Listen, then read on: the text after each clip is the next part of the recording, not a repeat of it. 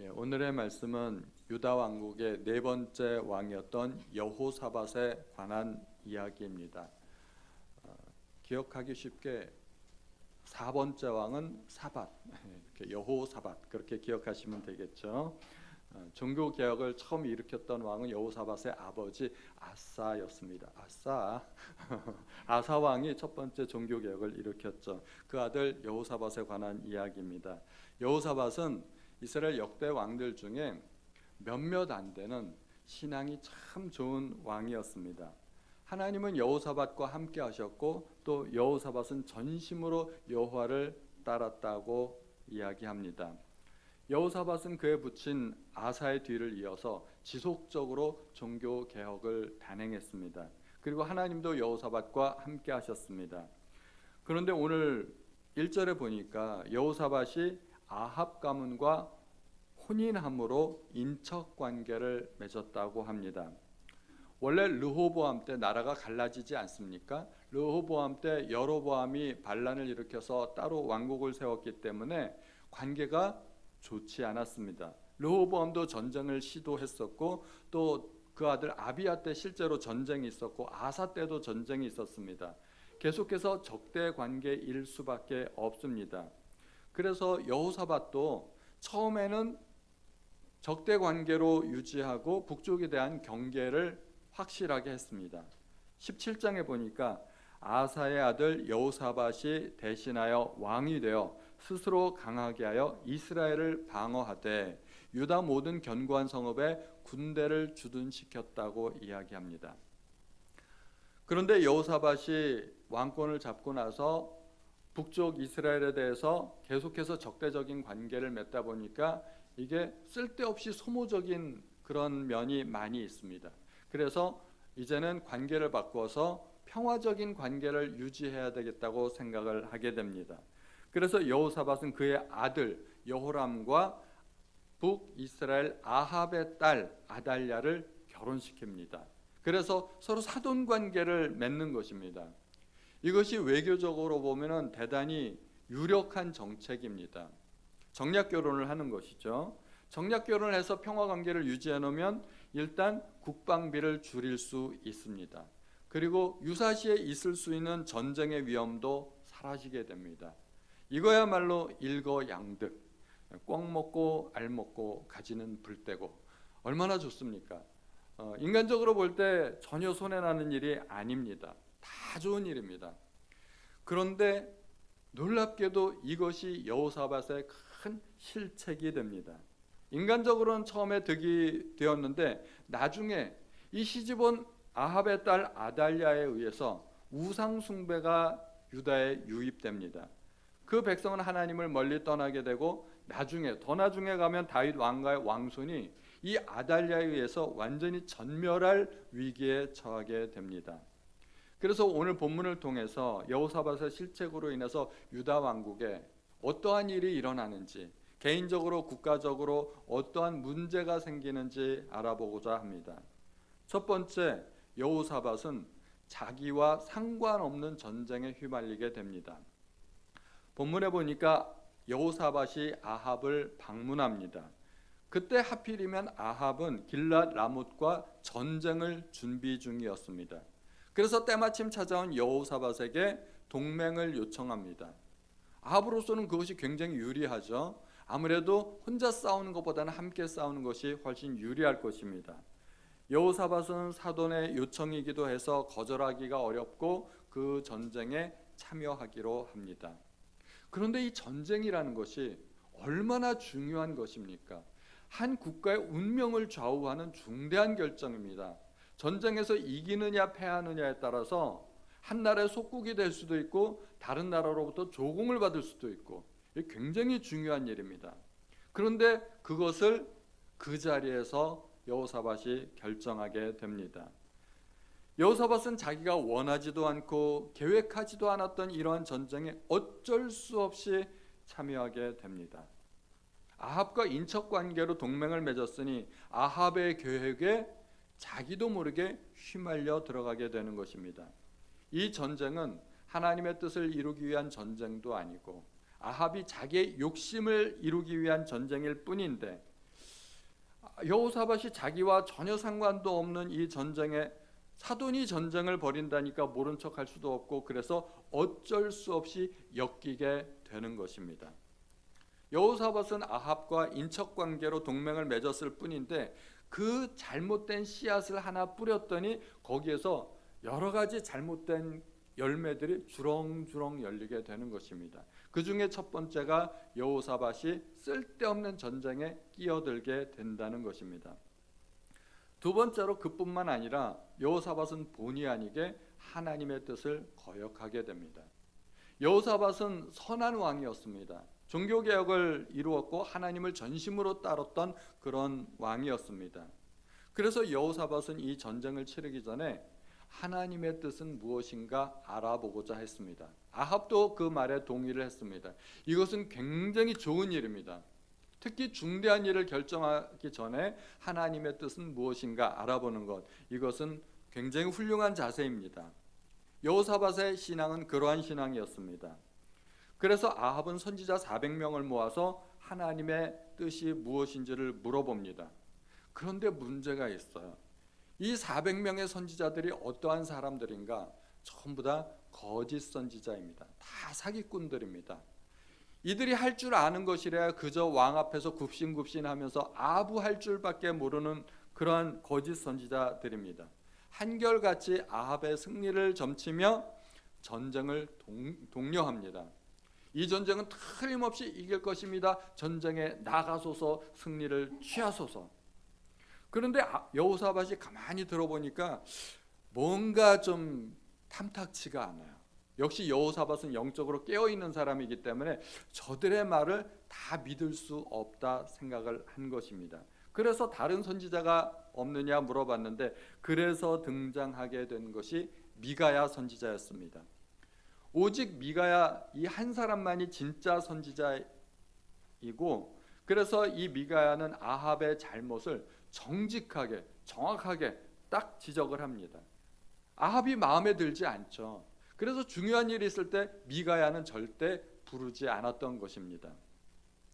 400명의 거짓 선지자가 전쟁의 승리를 점치며 반드시 이길 것이라고 하지만 미가야는 정반대의 메시지를 전합니다.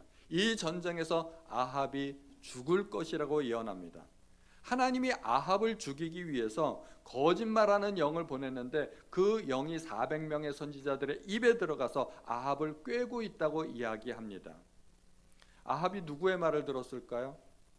자, 일단 수적으로 보더라도 400대 1입니다. 그리고 미가야의 말은 자기가 듣고 싶은 말이 아닙니다. 아합은 당연히 거짓 선지자 400명의 말을 선택합니다. 이게 사람의 단점입니다. 사람은 누구나 듣고 싶은 말만을 듣습니다. 내가 듣고 싶어하는 말을 누군가 해주면 그 말이 진리라고 생각을 하는 것이죠. 역대기에는 그런 말들이, 그런 이야기가 반복됩니다. 왕이라고 해서 다 옳은 것은 아닙니다. 왕이 실수할 수 있고 잘못 생각할 수도 있죠. 그때 왕을 도와주는 역할을 하는 사람이 선지자입니다. 선지자가 나타나서 왕의 잘못을 지적합니다. 그런데 왕이 듣는 마음이 없습니다. 그래서 망하는 겁니다. 누구나 실수할 수 있고 잘못할 수 있는데 문제는 그 잘못을 지적해 주는 말을 안 듣는 것입니다. 안 듣기 때문에 망하는 것입니다. 기회를 놓치게 됩니다. 아합과 여호사밧도 결국은 르호보암이 노인 신하들의 말을 듣지 않았던 것과 똑같은 실수를 저지르게 됩니다. 그러므로 우리는 사실은 듣기 싫은 말을 잘 들어야 돼요. 그것이 지혜이고 용기이고 또 더 나아가서 믿음입니다. 아니, 내 잘못을 지적하고 그렇게 하면 안 된다고 이야기하는데 누가 듣고 싶겠어요? 그런데 그 말을 들어야 살게 됩니다. 아합은 그 말을 안 들어서 결국 이 전쟁에 나가서 목숨을 잃게 됩니다. 여호사밧과 아합은 분명한 하나님의 말씀을 전달받았습니다. 그런데 아합은 미가야가 미웠습니다. 그리고 마음속에 이미 결단을 해버렸습니다. 뭐라고 읊어봐라, 나는 내 마음대로 하겠다. 마음의 결단이 확고하게 서 있는 상태입니다. 그래서 결국 전쟁을 벌이고 맙니다. 만약에 여호사밧 혼자 벌이는 전쟁 같았으면 선지자가 이 얘기했을 때 그런가? 내가 잘못 생각했나? 하고서 전쟁을 포기했을 것입니다. 그런데 이 전쟁은 여호사밧이 주도하는 전쟁이 아닙니다. 아합의 마음속에는 이미 주사위가 던져졌습니다. 그래서 하나님의 뜻을 따르겠다고 결심했던 이 여호사밧도 지금은 어쩔 수 없이 하나님의 뜻을 저버리게 됩니다. 왜냐하면 아합이 그렇게 결정을 내렸기 때문에 아합을 도와주기 위해서 그렇게 결정을 내릴 수밖에 없는 것입니다. 이것이 잘못된 동맹이 주는 또 하나의 잘못된 열매였습니다. 게다가 더 나쁜 것이 있죠. 여호사밧은 아합의 악한 꾀에 이용당하게 됩니다. 아합의 의도대로 전쟁이 벌어졌고 전쟁에 임하면서 아합이 또 한 번 악한 꾀를 내는데 자기는 변장을 하고 들어갈 테니까 당신은 왕복을 입고 전쟁에 참가하십시오 하는 것입니다. 왕복을 차려입고 이 전쟁에서 군사들을 진두지휘하라는 것입니다. 이게 말이 됩니까? 이게 너무나 뻔한 속임수인데 전쟁이 나면 모든 군사들의 최고의 그 싸움의 대상은 적장입니다. 적장이나 적의 왕입니다. 고대 전쟁에서 왕이 쓰러지거나 적장이 쓰러지면 그 전쟁은 끝장나는 겁니다. 다윗과 골리앗의 싸움이 그것을 보여줍니다. 골리앗 한 사람 무너졌을 뿐인데도 블레셋 군대는 완전히 무너졌습니다. 아수라장이 됐습니다. 그들은 패배해서 도망가기에 바빴습니다. 아합은 간악하게도 이 여호사밧에게 왕복을 입고 전쟁에 나가게 합니다. 왕복을 입으면 눈에 띄지 않습니까? 아무래도 눈에 띄는데 눈에 띄는 복장을 하라는 게 여호사밧을 총알바지로 내세우는 겁니다. 당신은 혼자 총알 다 맞으시오 하는 그런 이야기입니다. 여호사밧이 신앙은 좀 있었지만 지혜가 부족한 면을 보게 됩니다. 이게 착한 것만 가지고는 다 되는 게 아니에요. 그래서 예수님도 너희가 세상에서 비둘기같이 순결하고 뱀같이 지혜로우라고 말씀하셨던 것입니다. 여호사밧은 그 뱀 같은 지혜가 조금 부족했어요. 착하기는 했는데 지혜가 부족했습니다. 결국 이 아합의 악한 꾀 때문에 아람의 모든 군대가 벌떼같이 여호사밧에게 달려들었는데 극적으로 하나님께서 도와주셔가지고 여호사밧은 목숨을 구합니다. 그리고 아합은 묘하게 또 그 전쟁에서 예언대로 죽임을 당합니다. 원래 동맹이라는 것이 운명을 같이 하는 것 아니겠습니까? 그런데 악한 사람들은 운명을 같이 하겠다는 생각이 눈꼽만치도 없어요. 동맹을 이용해서 내가 이득을 보겠다 하는 것입니다. 악한 사람들은 어떠한 사람을 만나도 자기 이익을 위해서 상대방을 이용할 뿐이지 진정한 의리나 동맹은 없습니다. 내가 이용하고 버리겠다는 거예요. 여기에 여호사밧이 이용당합니다. 이것이 동맹을 맺었던 또 하나의 나쁜 열매였습니다. 여호사밧 왕은 평화를 사랑하는 왕이었기 때문에 북이스라엘과 평화롭게 지내기를 원했습니다. 그래서 자기 아들을 정략 결혼시켰습니다. 그런데 평화를 사랑하는 것과 악인과 동맹하는 것은 차원이 다릅니다. 악인과 동맹하면 치명적인 손해를 가져오게 됩니다. 아합이 누구입니까? 이스라엘 역사를 통틀어서 가장 악한 왕으로 손꼽히는 왕입니다. 가장 뛰어난 위대한 선지자였던 엘리야를 죽이려 했고 또 그 아내 이세벨은 자기 백성 중 한 사람인 나봇에게 누명을 씌워서 그를 죽이고 그의 재산을 빼앗았습니다. 포도원을 빼앗았습니다. 왕과 왕비가 선량한 백성을 모함으로 죽이고 그 재산을 빼앗았는데 그런 아합과 이사벨을 사돈으로 삼겠다는 생각은 너무나 위험한 생각이었던 것입니다. 유다 왕국에서 영적인 암흑기가 한 3번 정도 있었습니다. 여호람 때, 아하스 왕 때, 므낫세 왕 때. 이 유다 왕국에서 가장 악한 왕으로 뽑히는 3사람입니다. 이 3사람이 유다 왕국을 거의 너덜너덜하게 만들어버리죠. 그들은 하나님의 성전을 파괴하고 그 안에다 이방 신상들을 갖다 놓고 섬기고 심지어 인신제사를 드리기까지도 했습니다. 여호람은 여호사밧의 아들입니다. 아버지는 그렇게 훌륭한데 어떻게 그렇게 악한 왕이 탄생할 수 있을까요? 이것은 뭐 유전적인 역할이 아니고 성경에서는 명확하게 그 원인을 이렇게 설명합니다. 역대하 21장 6절. 오늘은 자막이 영 안 나오네요. 예, 그가 이스라엘 왕들의 길로 행하여 아합의 집과 같이 하였으니 이는 아합의 딸이 그의 아내가 되었습니다.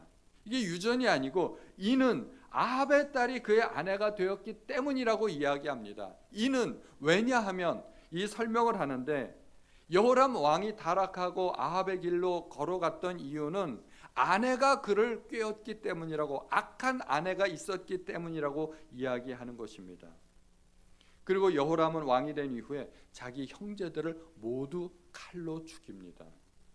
역대 왕들 중에 그런 왕이 없어요. 자기 형제들을. 이것도 악한 아내의 영향 때문이 아닌가 생각이 됩니다. 이 여호람의 아내였던 아달랴, 그로 인한 국가적인 피해는 말로 못할 정도로 어마어마합니다. 여호람이 자기 형제들을 모두 죽이게 됩니다. 그리고 여호람도 결국 하나님의 징계로 죽게 됩니다. 여호람의 아들들도 모두 전쟁에서 죽고 아하시아 한 사람만이 겨우 살아남아서 왕이 되었습니다. 그런데 그 아하시아도 어머니가 아달랴 아닙니까? 어머니의 영향을 받아서 악한 길을 걷게 됩니다. 그리고 아하시아도 악한 길을 걷다가 하나님의 징계로 죽게 됩니다. 그러면 아하시아의 아들에게로 왕위가 계승되어야 되는데 아하시아의 어머니였던 아달랴가 정권을 잡으려고 자기 손자들을 다 죽입니다.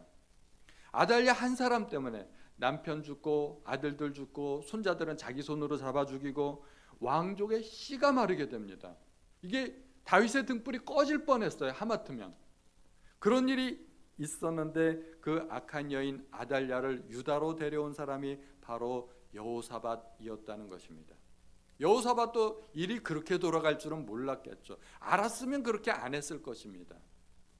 여호사밧은 평화를 사랑했는지는 모르지만 해서는 안 될 동맹을 맺었습니다.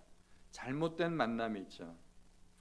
악한 자와 동맹을 했기 때문에 문제가 생긴 것입니다. 그래서 하나님께서 여호사밧 왕을 책망하십니다. 유일한 책망, 잘못된 만남, 그것을 책망하시는 것입니다. 역대하 19장 2절 우리 다 같이 한번 읽어보겠습니다. 19장 2절 시작.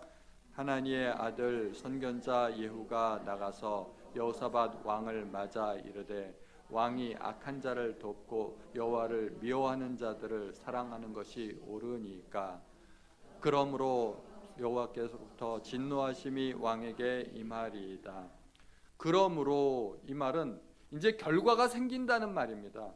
그로 말미암아 어떤 결과가 생기는데 여호와의 진노하심이 있다는 것입니다. 돕는 것 중요하죠. 사랑하는 것 좋은 일입니다. 돕고 사랑하는 것은 좋은 일인데 악한 자를 돕고 여호와를 미워하는 자를 사랑하는 것은 옳은 일이 아니라는 것입니다. 그러므로 좋은 일을 할 때도 지혜가 있어야 됩니다. 저 사람이 누군지를 알아야 된다는 것입니다. 동맹을 맺을 때 사람을 봐가면서 동맹을 맺어야 된다는 것입니다. 내가 만나는 그 사람이 과연 하나님이 기뻐하시는 사람인지 먼저 판단할 줄 알아야 된다는 것입니다. 여기에 관해서 신약 성경은 이렇게 이야기합니다. 고린도후서 6장 14절 다 같이 시작. 너희는 믿지 않는 자와 멍에를 함께 매지 말라. 의와 불법이 어찌 함께하며 빛과 어둠이 어찌 함께 사귀며. 멍에를 함께 맨다는 것은 운명을 같이 한다는 말입니다. 대표적으로 결혼이나 동업관계를 말할 수 있습니다. 결혼은 당연히 운명 공동체이고 동업도 운명을 같이 한다고 말할 수 있습니다. 성공해도 망해도 함께 하는 것이기 때문입니다. 그러므로 중요한 관계를 맺을 때 믿지 않는 자와 함께 하지 말라는 것이 성경의 가르침입니다. 믿지 않는 사람들을 만나지도 말고 거래도 하지 말라, 그런 뜻이 아닙니다. 운명을 같이 하지 말라는 것입니다. 그러므로 우리는 내가 누구와 만나고 누구와 교제할 것인지 신중하게 판단해야 됩니다. 잠언서에서는 지혜로운 자와 동행하면 지혜를 얻고 미련한 자와 사귀면 해를 받느니라. 여호사밧이 그래서 해를 받았습니다. 우리 격언에도 근묵자흑이라는 말이 있지 않습니까? 먹을 가까이 하면 검게 된다, 그런 뜻이죠. 또 까마귀 노는 곳에 백로야 가지 마라, 그런 말도 있습니다. 친구를 잘 사귀라는 뜻입니다. 사실 따지고 보면 아합도 처음부터 그렇게 악한 왕은 아니었습니다. 아합이 뭐 좀 욕심도 있고 그러기는 했지만 소심한 왕이었습니다. 백성을 어떻게 다룰지를 몰라가지고 그 나봇의 포도원을 빼앗지 못해서 식음을 전폐하던 사람이었습니다. 그리고 나봇 사건 이후에 엘리야가 책망했을 때 잠시나마 회개하는 모습도 보였습니다. 아합은 그렇게 소심한 사람이었는데 아합 뒤에는 누가 있나요? 이세벨이 있었습니다. 문제는 이세벨입니다. 아합을 쥐어 흔드는 사람이 이세벨이었는데 아합이 이세벨과 결혼한 것이 모든 문제의 근원이었습니다. 이세벨은 시돈의 공주였습니다. 이세벨이 오면서 바알과 아세라도 함께 들어온 것입니다. 그리고 그 이세벨의 딸이 아달랴인데 아달랴는 또 남쪽 유다로 시집가 가지고 남쪽 유다를 거덜냅니다. 아주 엄마하고 딸하고 두 왕국을 아주 거덜내는데 아주 한 몫을 하는 것이죠. 우리는 어떤 사람과 동행해야 합니까? 술 친구를 사귀면 나도 술꾼이 될 수밖에 없습니다. 술 친구 만나서 어디로 가겠어요? 교회 올까요? 술집 가겠죠. 그러면 나도 술을 마시게 됩니다. 도박꾼을 사귀면 나도 도박꾼이 될 것입니다. 영적인 사람을 만나면 그 영적인 영향력이 나에게로 옮겨오게 됩니다. 그래서 만나는 사람을 조심해야 됩니다. 저는 예전에 한가족 초청잔치를 준비하면서 서규찬 장로님께 굉장히 좋은 이야기를 들었습니다. 장로님은 전도할 사람이 없다는 거예요. 전도할 사람이 없다는데 그게 뭐가 좋은 일일까요? 장로님이 신앙을 갖고 나니까 세상 친구들을 안 만나게 되더라는 겁니다. 그리고 그런 모임, 술자석이나 그런 모임에 안 가게 되고 안 만나고 모임에 안 나가니까 그런 사람들과 자연히 거리가 멀어지게 되고 떨어지게 되고, 그래서 지금은 주변에 안 믿는 사람이 한 사람도 없다는 거예요. 전도할 사람이 없다는 것입니다. 전도할 사람이 없다는데 조금 아쉽기는 하지만 정말 우리가 신앙생활을 열심히 하면 그렇게 되겠구나, 일리가 있다, 참 이거 좋은 현상일 수 있겠다, 그런 생각이 들었습니다. 내가 믿음 좋은 사람을 만나면 나도 믿음을 배우게 됩니다. 그것이 교제의 원리입니다. 그래서 우리가 교회에서 믿는 사람들을 만나고 성도들을 교제 대상으로 삼는 것이 얼마나 중요한지 모릅니다. 우리는 할 수만 있으면 영적인 사람들을 많이 만나야 됩니다. 사람을 잘 만나면 내 인생에 막혔던 문이 열리기도 하고, 또 사람을 잘못 만나면 인생이 그때부터 꼬이기 시작하는 경우도 있습니다. 그래서 이 만남은 양날의 검입니다. 축복도 될 수 있고 저주도 될 수 있습니다. 그래서 만남이 중요합니다. 우리 성도님들은 우리 교회에 어떻게 오시게 됐나요? 대부분 누군가의 소개로 오시게 되지 않았습니까? 누군가 나를 이 교회를 알려주고 이 교회로 이끌었기 때문에 우리 교회에 오게 되는 것입니다. 술친구 같으면 절대로 교회로 인도하지 못했겠죠. 그래서 우리는 만나는 사람들을 잘 관리해야 됩니다.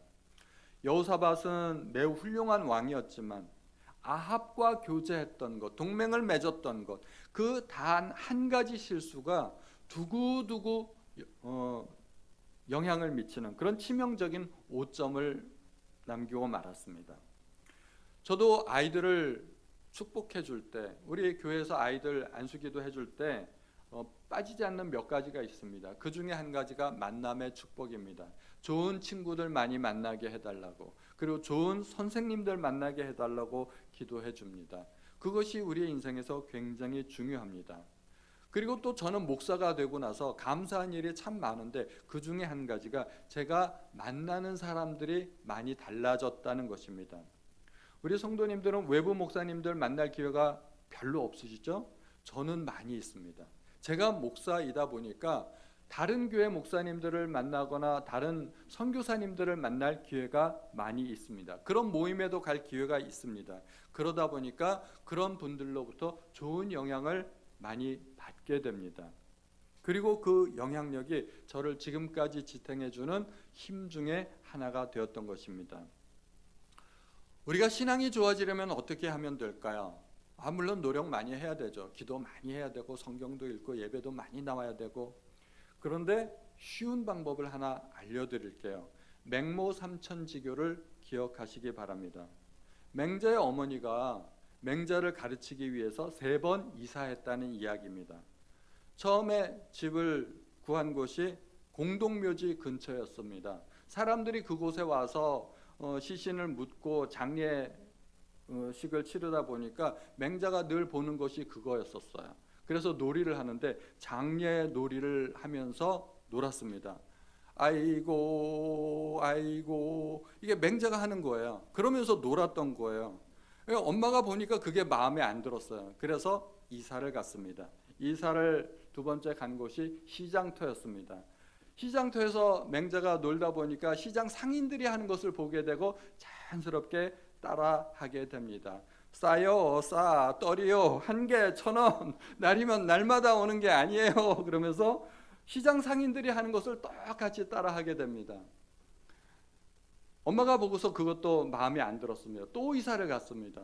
이번에 3번째 이사 간 곳이 서당 옆이었습니다. 서당 옆에서 서당에서 들려오는 소리를 듣고 따라하면서 맹자가 놀았습니다. 이번에는 하늘천 따지 공자왈 맹자왈 그러면서 놀았던 것이죠. 맹자왈은 안 했겠네요.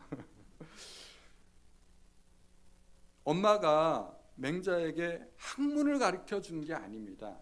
단순히 이사만 했을 뿐입니다. 그런데 그런 환경을 만들어 주었더니 맹자가 학문에 열중하게 되고 나중에 성인이 되었습니다. 환경이 중요하다는 것입니다.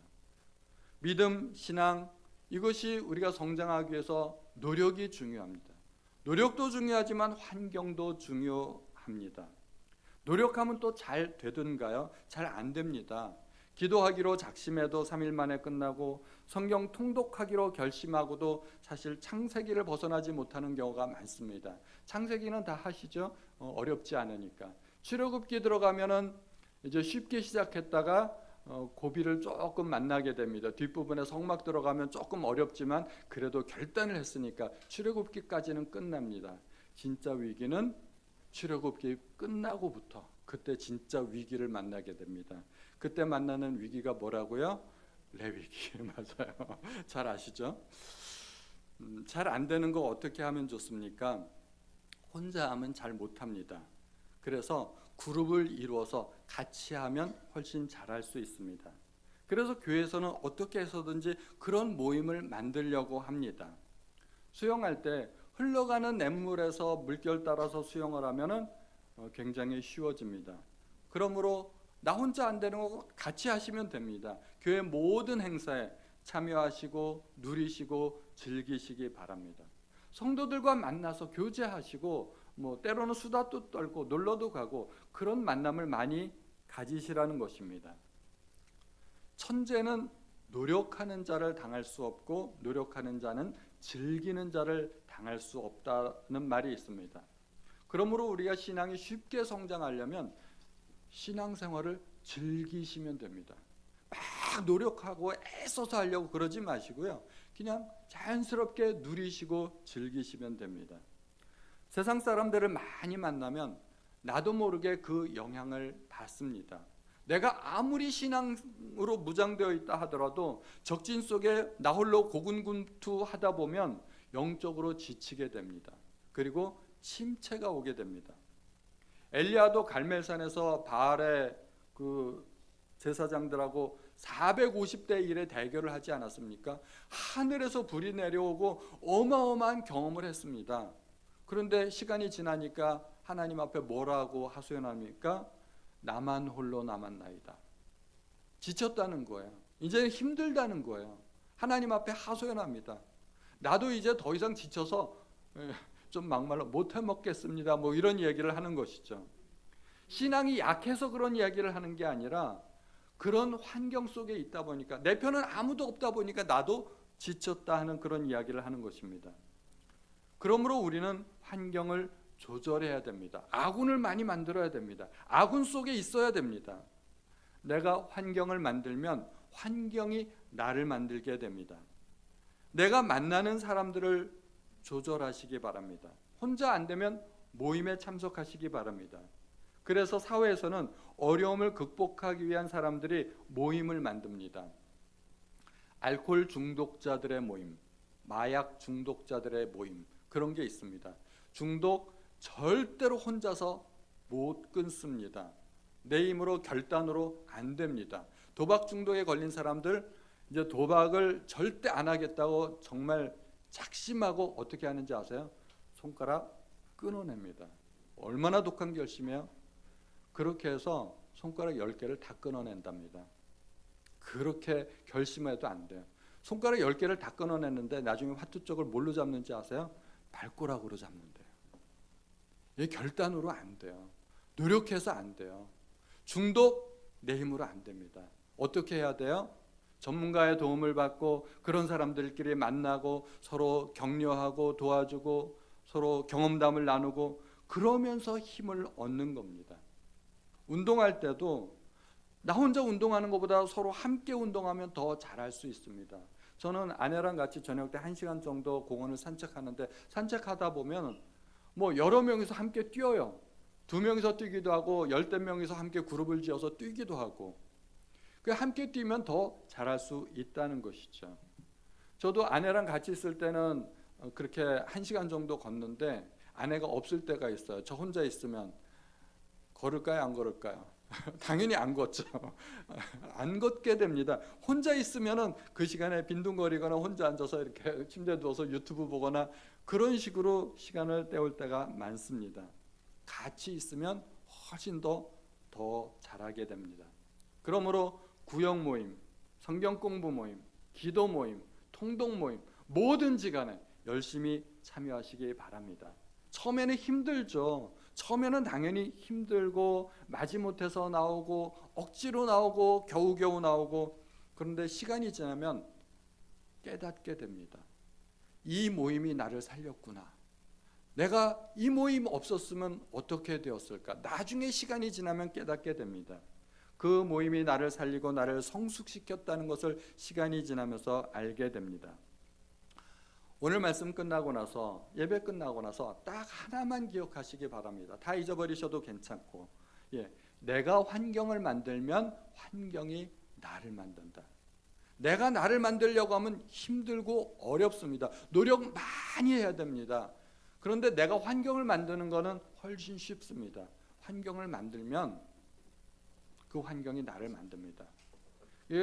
제가 예전에 재민이한테 충고했던 내용인데 네가 컴퓨터 안에 그 게임들을 그렇게 꽉 채워놓고 깔아놓고 있으면 컴퓨터를 켤 때마다 그 게임 화면을 보게 되는데 그게 네가 공부할 수 있는 환경이 되겠니? 네가 환경을 한번 만들어 봐. 그랬더니 얘가 컴퓨터에서 게임을 다 지웠어요. 그러더라고요. 저도 오늘 아침에 결단한 것이 있습니다. 오늘 아침에 여호사밧 말고 히스기야 왕 이야기가 시작되지 않습니까? 히스기야 왕이 종교개혁을 일으키면서 성전 안에 있는 더러운 것들을 다 내다 버리는 그런 이야기들이 나왔습니다. 저는 예전에 강성영 선교사님의 간증을 들었는데 자기 핸드폰에서 유튜브를 지웠다는 거예요. 쓸데없이 보내는 시간이 너무 많다는 거예요. 그래서 도전을 받아서 저도 한번 시도해 보기로 했습니다. 오늘 아침에 말씀 묵상하다가 핸드폰에서 유튜브 지워버렸습니다. 얼마나 오래 갈지는 모르지만 적어도 일주일은 한번 해보자. 이게 득이 많은지 실이 많은지 한번 테스트는 한번 해보자 하는 그런 생각이 들었습니다. 사실 유튜브도 잘 이용하면 좋은 점이 많습니다. 근데 우리가 좋은 것만 보는 게 아니잖아요. 쓸데없이 보내는 시간들이 많고 그래서 저도 한번 테스트를 해보려고 유튜브를 지어봤는데 이제 그 뒷이야기는 제가 할지 안 할지 모르겠어요. 결과가 성공하면 얘기를 할 거고 실패하면 얘기 안 할 수도 있어요. 시장터 옆에 살고 있는 맹자에게 공부시키면 할까요? 안 할 겁니다. 날마다 놀러 가겠죠. 그런데 서당 옆에 사니까 공부가 놀이가 되었어요. 저절로 공부가 된 것입니다. 노는 물이 중요하다는 것입니다. 우리 성도님들은 좋은 물 찾아서 노시기 바랍니다. 신앙적인 환경을 잘 만드시는 것이 우리가 신앙이 성장하는 비결이라는 것입니다. 환경을 잘 조성하시기를 주님의 이름으로 축복드립니다.